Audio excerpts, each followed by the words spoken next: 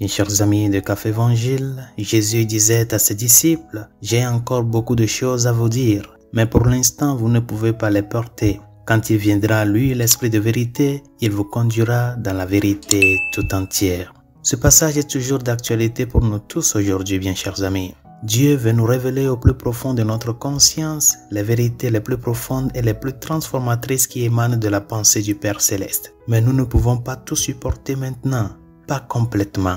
Et l'éternité sera passée à approfondir continuellement notre compréhension de tout ce que Dieu révèle. Et le processus de cette découverte continue et profonde nous remplira d'une joie continue et profonde. Ce sera notre paradis, mais il doit commencer maintenant. Chers amis, tout d'abord, il est important de comprendre que Dieu a encore beaucoup de choses à vous dire.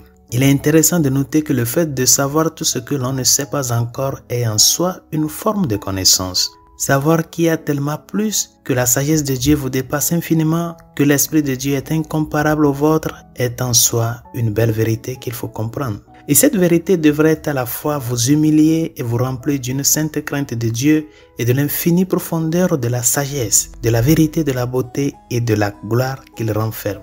Il s'agit là d'un premier pas essentiel. En outre, le fait de dire que vous ne pouvez pas le supporter maintenant signifie que vous ne devez pas essayer de supporter de plus en plus la vérité que Dieu veut révéler. En fait, il s'agit d'une forme d'invitation, en ce sens qu'elle indique qu'il viendra un temps où vous serez en mesure de comprendre davantage. Cela devrait encore une fois favoriser l'espoir et l'anticipation que tout ce qui reste caché sera révélé. Et l'humilité face au Dieu infini est nécessaire pour grandir dans la sagesse et la connaissance de Dieu. Comment cette croissance dans la sagesse et la connaissance de Dieu se produit-elle? Par la puissance et l'action de l'Esprit Saint, chers amis. C'est l'Esprit de vérité qui vous guidera vers la vérité tout entière. Mais même cette déclaration, une fois de plus, implique qu'il s'agit d'un processus. C'est l'Esprit qui vous guidera. Et cette guidance se produira tout au long de cette vie et jusque dans l'éternité.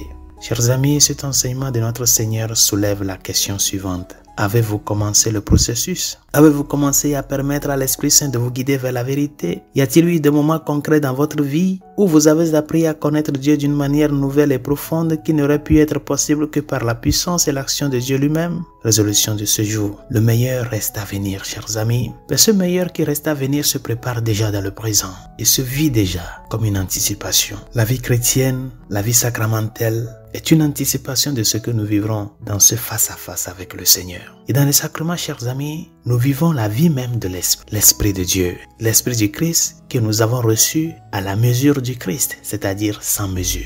La question est de savoir comment tu vis, comment est ta vie à la lumière de l'Esprit Saint, quels sont les fruits que tu produis. Est-ce que tu produis des fruits de l'Esprit ou des fruits de la chair? À toi de te mettre en chemin dans ce processus, de pouvoir apprendre davantage sur ta relation avec Dieu et comment cette relation doit t'amener à désirer de plus en plus ce qu'est le ciel, la vie éternelle avec Dieu. Bonne journée, Dieu vous bénisse.